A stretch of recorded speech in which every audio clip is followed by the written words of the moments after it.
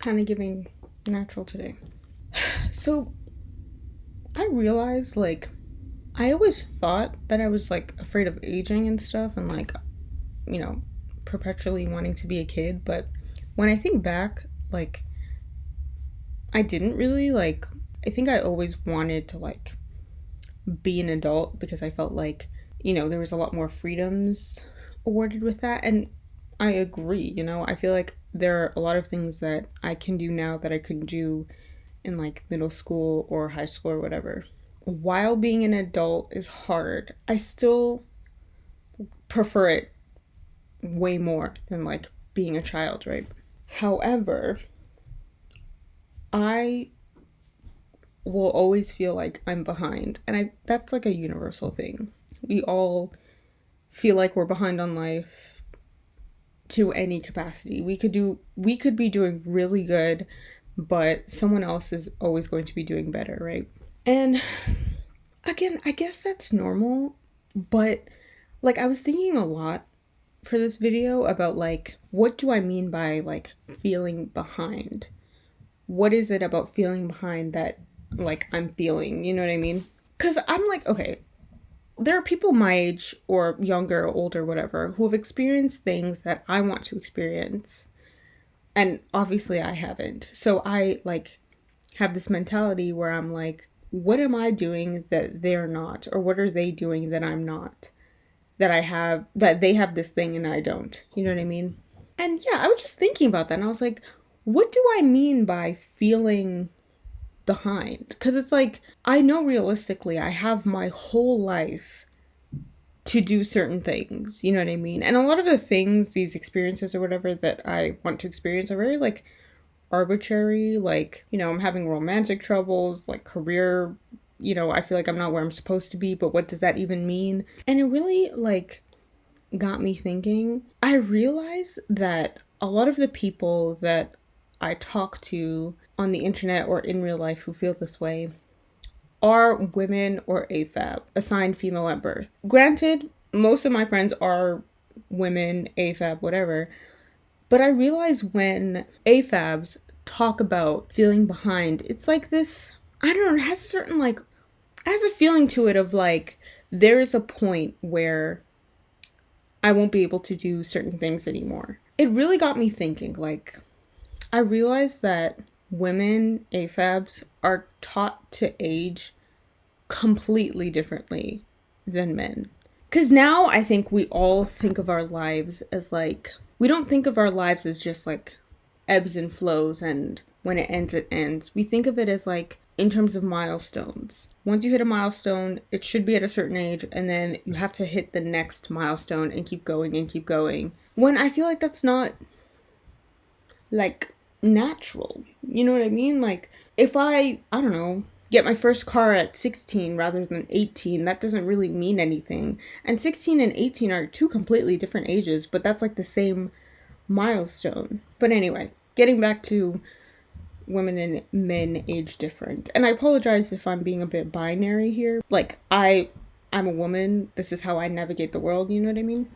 I feel like for women, there's a certain point where you kind of have to tick a bunch of boxes and then you can like move forward. And if you haven't yet, you're kind of bad at being a woman, if that makes sense. Like if you're 30 and you haven't been in a relationship yet, it's like you're bad at being a person or being a human. When it's like, am I not able to be in a relationship after 30? You know what I mean? The point I'm trying to get at is I think that for women, obviously we're expected to start a family, get married, or whatever. I feel like at that point, that's when you have to stop looking for things to do or looking for milestones to reach. Because at that point, it's like you're at a different point of your life, which is true. But I really think that like when women get married, they're no longer themselves. Like they don't belong to themselves anymore. They belong to their husband. When women have kids, they're just a vessel for her husband's child to be born. You know what I mean? You're not yourself anymore. When I say that women like no longer belong to themselves when they're married, I mean, like, that's what society thinks. When a woman is married, she's not herself. You know, she's an extension of her husband in terms of society and like culture. I don't believe that. And I hope to God my future husband doesn't believe that. I realize that this feeling behind thing is more of a fear of feeling like I haven't done things before I'm married, or I haven't done things before I have a child. Yeah, I don't know. Like, I've been really, like, again, I've been thinking a lot for this video, and I, like, just like women, like, we truly age very differently because people have such a distorted view of how women age. Look at any public figure that's a woman that's like 30 or above and she looks pretty. The whole idea is like, oh my god, like, she doesn't even look 30, but it's like, do you realize how young 30 is? Like, the difference between 29 and 30 is not that much in terms of physical, like, body. So the fact that people get so surprised that, like, Anne Hathaway, who's 34, or however old she is, ages so gracefully and she's so beautiful. Like, she's not in her 30s. And this is a bit dated, but when, like, Alexa Demie, for example, when people found out that she was, like, 29, 30, people were so upset about it. Like, they acted like she was deceiving them. She looks so beautiful. She looks so young. How could she be 30 and old and a hag? And that's what I realized that I'm afraid of. I'm not afraid of aging. I'm not necessarily afraid of being behind. I'm afraid of being 30. And I'm afraid that once I turn 30, I'm done for. Like, that's when I have to stop living, essentially. It's so interesting because I think back to, like, media from, like, the 90s. Is Sex and the City from the 90s? Sex and the City, for example. Or, like, 13 going on 30. Those women were living their best life. You know, they had their big girl jobs, but they were still fashionable and trendy, and they were sleeping around. But they were 30. They were in their 30s. I felt like back then, being 30 was, like, the it age. Like, that's when you were, like, you know? Now it's like you have to do everything in your 20s. I interpret the idea to be, when you're 30, that's when you get to start having fun. But now it's like you have to do those things between the confines of 20 and 29. Like, you get to, back then, when you're 30, that's when you have fun. But now it's like the fun that you're supposed to have when you're 30, you're supposed to have it in these 9 years.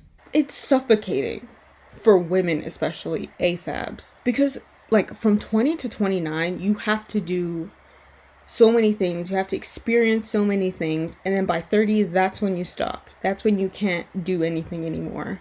And it's very, like, constricting. And I truly feel like that's where a lot of this feeling behind on life and experiences comes from. For me, I'm not going to stop living my life at 30. I'm an it girl now, and I will be an it girl when I am 30. Like, 30 is not this scary age that, like, that's when I stop being beautiful. That's when I stop having fun.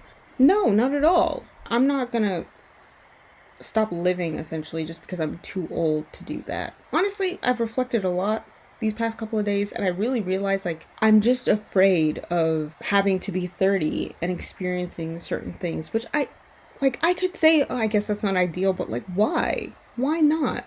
Will I look really different when I'm 30? No. And does it matter how I look in terms of, like, what I want to do? Not really. I do like doing makeup and, like, shopping and stuff, but I can still do that when I'm 30. I can travel and have fun, meet new people when I'm 30. Why do I have to rush to do that now when I have a part-time job? And I'm, like, still in school, you know? Another thing about feeling behind is that I really take the things that I've done for granted. I've done a lot of really cool stuff in terms of filmmaking, but I really take that for granted because I see people that I know doing more in film, and I'm not yet. You know, I'm like, I'm missing something. I'm behind. Like, I need to think about, like, what am I doing wrong, essentially. And that's another thing, too. A lot of people think it's like, what am I doing wrong? You're not doing anything wrong. You're living your life as best as you can. There's no way you could mess up. Just because someone else is at a different point than you doesn't mean you've messed up. You know what I mean? My film career, my career, and my school those are two things where I feel behind in. Because I'm still in school now, and I see, other friends my age who have graduated already, and I'm like, what am I doing that they haven't done? And it's like, I know the answer, but it's also like, I messed up, so now I kind of, like, have to reap the consequences of, like, being behind in school, but it's like, I finished when I finished, you know what I mean? I saw this TikTok, it was about feeling behind and stuff, and this man was like, he bought his wife flowers, and they were closed. I think they were lilies. And he was like, I like buying flowers that are closed because I like watching them bloom. And he said, I think like by the next week, some of them bloomed and some of them didn't. And he was like, even flowers bloom at different times and they only bloom when they're ready. And like, yeah, I bloom when I'm ready. I'm blooming now. Like, I'm in the process of blooming.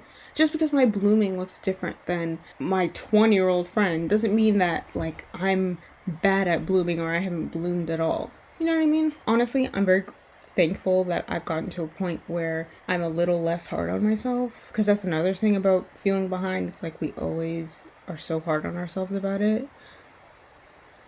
It'll happen when it happens. Don't worry about it. But yeah, the point is,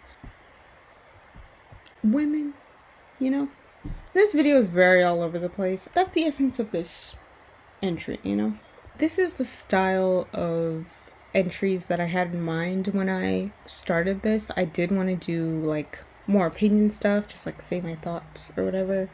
Kind of like a podcast, but like mini nuggets of a podcast. But yeah, thank you for tuning in if you are. If anyone's tuning in, why don't you, I don't know, comment what you feel behind on. Thank you again for tuning in if you are. And, I guess I'll see you next week. Slay.